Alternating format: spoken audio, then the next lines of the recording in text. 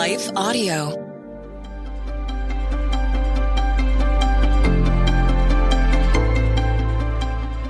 Welcome to the Crosswalk Devotional.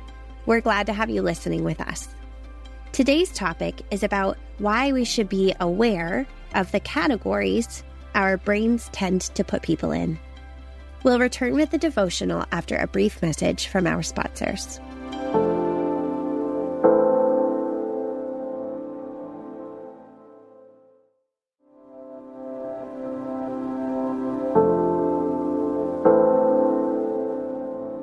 Our brains like it simple.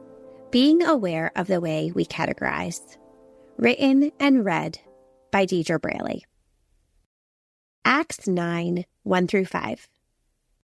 But Saul, still breathing threats and murder against the disciples of the Lord, went to the high priest and asked him for letters to the synagogues at Damascus, so that if he found any belonging to the way, men or women, he might bring them bound to Jerusalem. Now as he went on his way, he approached Damascus, and suddenly a light from heaven shone around him. And falling to the ground, he heard a voice saying to him, "Saul, Saul, why are you persecuting me?"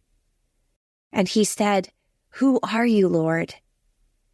And he said, "I am Jesus, whom you are persecuting." The bell jingled as I stepped inside. My little dog Pablo leapt up to greet me, all shorn and shivering and desperate to leave.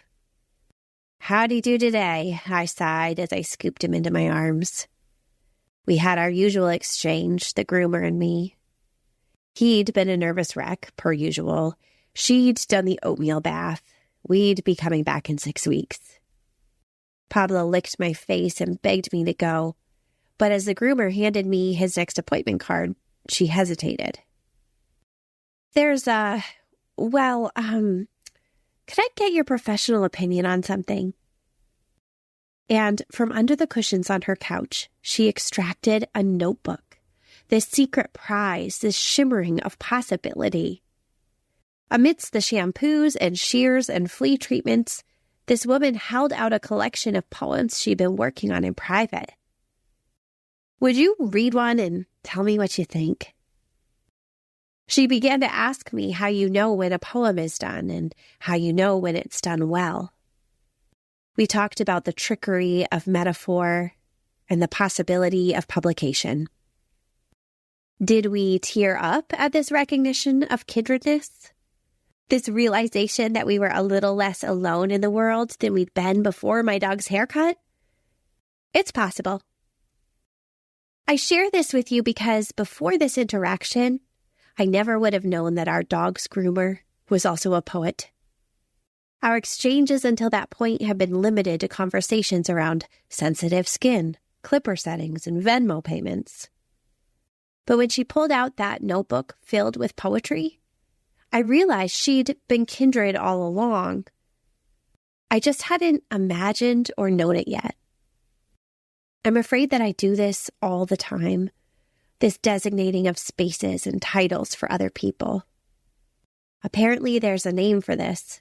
It's called social identity theory. See, our brains like to make things as simple as possible, and for that reason, we subconsciously engage in this act of categorizing. We put people into groups so we can understand them better. While we can't fault our brains for trying to make things easier, there are spiritual implications that we need to be aware of here.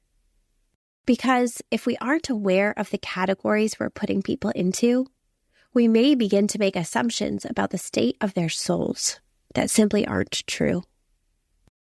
Think of Saul, for example. As someone who was breathing threats and murder against the disciples of the Lord, the disciples easily categorized him as an enemy.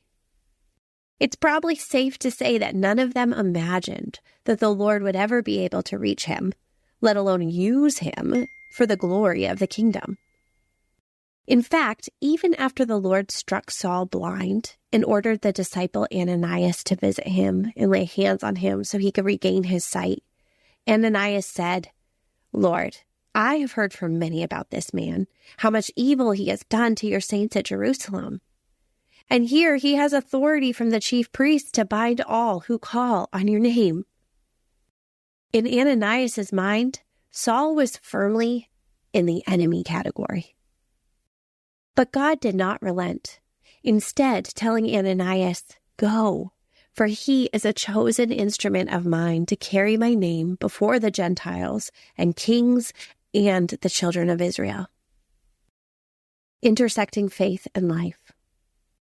We are in a season where political tensions are high. Yes, our brains are in super-categorization mode, which is made all the easier by the signs on our lawn and the flags that fly in front of our homes.